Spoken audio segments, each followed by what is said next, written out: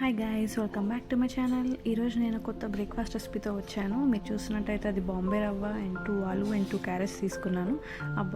And ఆలూని మంచిగా cut చేసుకున్నాను, క్యారెట్ని గ్రేట్ చేసుకున్నాను. అవి నీట్గా వాష్ చేసుకొని డిష్లో పెట్టుకొని బాంబే రవ్వ అని ఏదైతే ఉందో అది మిక్సీ జార్లో వేసుకొని స్మూత్ గ్రైండింగ్ అయ్యే వరకు గ్రైండ్ చేసుకోవాలండి. అలా మిక్సీలో వేసుకున్నాను, స్మూత్గా గ్రైండ్ అయిపోయింది. ఆ గ్రైండ్ అయిపోయిన తర్వాత మనం కట్ చేసుకున్న ఆలు ఉంటాయి కదా, అవి వాటిలో వేసుకొని మళ్ళీ మిక్సీ పట్టుకోవాలి.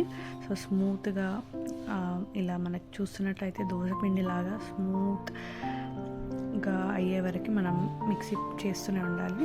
సో వన్స్ అలా అయిన తర్వాత నేను అందులో సాల్ట్ వేసుకున్నాను.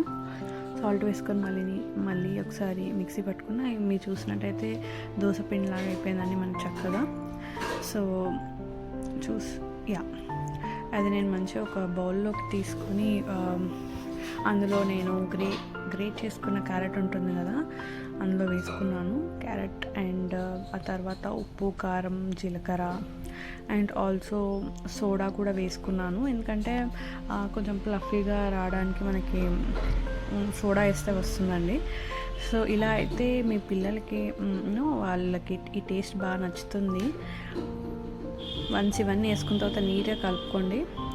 సోడా వేసాను చూస్తున్నట్టయితే. సో ఇవన్నీ వేసుకొని మంచిగా మిక్స్ చేసుకొని దోసపిండిలాగానే అయిపోతుంది మనకి. ఆ దోసపిండిని మంచిగా మనం చిన్న చిన్న షేప్స్ లాగా చేసిస్తే పిల్లలు బాగా ఎంజాయ్ చేసి తింటారండి. మీరు చూసినట్టయితే నేను అలానే వేసాను, మా పాపకు కూడా ఇచ్చాను, తను మంచిగా తినింది. అండ్ పెద్దవాళ్ళకైతే నెక్స్ట్ ఆనియన్స్, పచ్చిమిర్చి, కరివేపాకు ఇవన్నీ కట్ చేసుకున్నా. నెక్స్ట్ అవన్నీ మిక్స్ చేసుకొని మనకు కొంచెం కారంగా ఎక్కువ తింటాం కదా, సో అవన్నీ యాడ్ చేసుకొని చేశాను. చూడండి ఫ్లఫీగా ఎంత బాగా వచ్చిందో. That's it. సో ఈ దోశ మీరు టేస్ట్ చేయండి, చాలా అంటే చాలా బాగుంది నిజంగా. మీరందరూ ట్రై చేయండి, ట్రై చేసి కామెంట్ సెక్షన్లో పెట్టండి ఎలా ఉందో. ఈ వీడియో కనుక మీకు నచ్చినట్లయితే please do subscribe to my channel.